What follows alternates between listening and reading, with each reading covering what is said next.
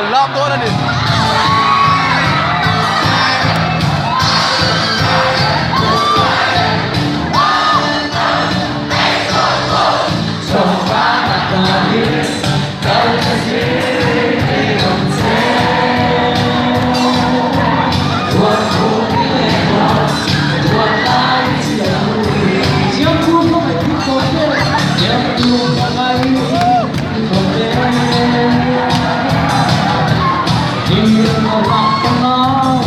Đâu có yên ăn uống thầy lẽ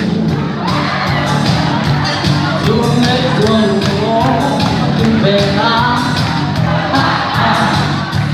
đâu riêng mà mồ mà quên ăn lô chính thầy anh kê mà chuột lái